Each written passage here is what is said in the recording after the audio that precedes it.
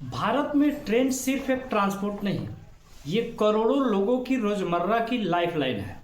और जब सफर अचानक पड़ जाए तो दिमाग में पहला नाम आता है तत्काल टिकट। लेकिन सवाल यह है कि तत्काल टिकट मिलना इतना मुश्किल क्यों होता है? 30 सेकंड में सारी सीट कैसे गायब हो जाती है? लोग कौन सा जादू करते हैं कि सबके पास टिकट आ जाता है, पर आम आदमी वेटिंग में फंसा रह जाता है। आज की इस वीडियो में हम समझेंगे तत्काल टिकट सिस्टम का पूरा सच, उसके पीछे की टेक्नोलॉजी, डिमांड, टाइमिंग और रेलवे का बिजनेस मॉडल, और साथ साथ वो बातें जो शायद आपने पहले कभी नहीं सुनी होगी। सबसे पहले समझते हैं कि तत्काल की जरूरत क्यों पड़ी। पहले लोग टिकट महीनों पहले निकाल लेते थे, लेकिन अचानक होने वाली ट्रैवल जैसे शादी, बीमारी, जॉब इंटरव्यू या इमरजेंसी में लोगों को टिकट मिलना मुश्किल होता था। इसी वजह से 1997 में तत्काल स्कीम शुरू हुई, ताकि यात्री तुरंत अगले दिन या उसी हफ्ते यात्रा कर सके। शुरुआत में तत्काल सिर्फ कुछ ट्रेनों के एसी कोच में लागू था, लेकिन डिमांड बढ़ने पर इसे सभी क्लास में लागू किया गया। अब आता है असली कारण, डिमांड और सप्लाई की। भारत में हर दिन औसतन 2 करोड़ यात्री ट्रेन में सफर करते हैं, लेकिन सीटें हमेशा कम पड़ जाती है।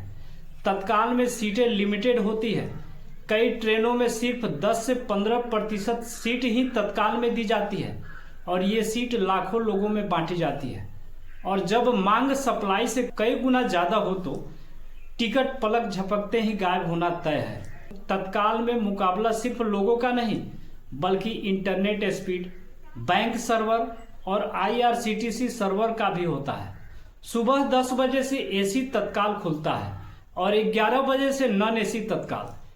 इस दौरान हजारों लोग एक ही सेकेंड में लॉगिन, सर्च, पेमेंट और कंफर्म की रेस में होते हैं। जिसका इंटरनेट तेज, बैंक सर्वर फास्ट और सिस्टम स्मूथ होता है, उसको टिकट मिलने की संभावना ज्यादा होता है। ये भी एक बड़ा कारण है।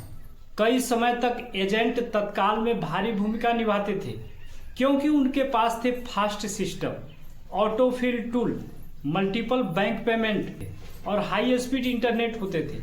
अब सवाल है, पेमेंट ही सबसे बड़ा कारण क्यों है?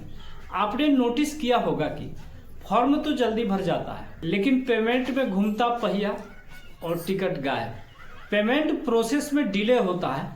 इसके कारण है net banking, UPI, debit credit card, wallet, net banking और OTP फंस जाती है। UPI में बैंक सर्वर डाउन होता है और इसी दौरान सीटें खत्म हो जाती है। तत्काल टिकट में रिफंड नहीं मिलता, क्योंकि इसका उद्देश्य इमरजेंसी ट्रेवल को सपोर्ट करना है।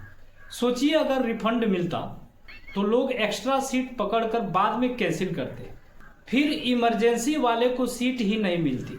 इसलिए तत्काल को रिफंड फ्री जोन बनाया गया।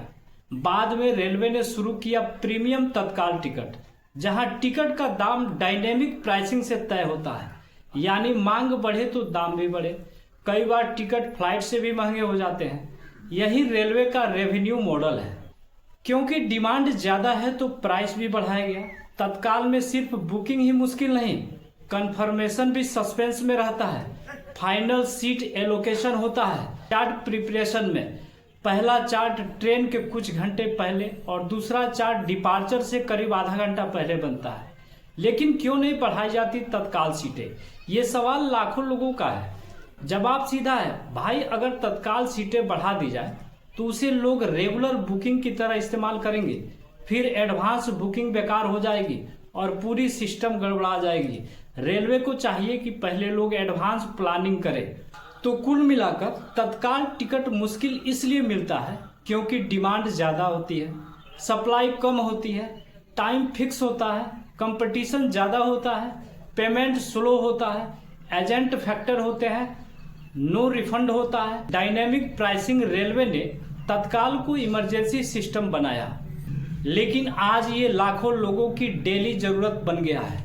और जब इमरजेंसी ही नॉर्मलाइज हो जाए तो कंपटीशन अपने आप बढ़ जाता है।